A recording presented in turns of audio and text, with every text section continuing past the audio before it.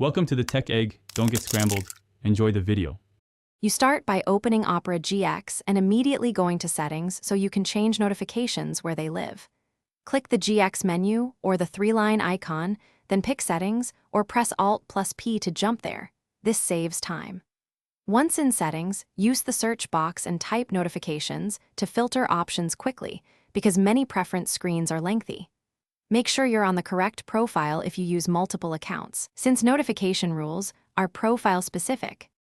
Next, focus on site settings and then notifications to control which sites can interrupt you.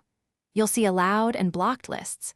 Click the three dots by a site to block or remove it, and that stops future pop-ups.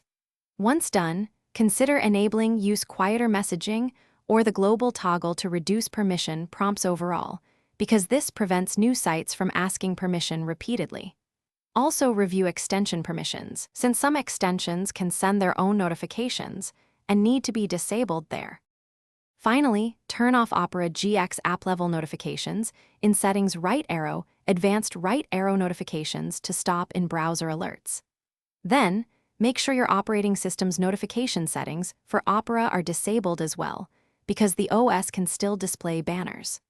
Once you've made changes, restart Opera GX to ensure new rules apply and visit a test site or use a notification simulator to confirm. If notifications persist, clear site permissions and cached data, and recheck. Thanks for watching. Consider subscribing if I helped unscramble your problems.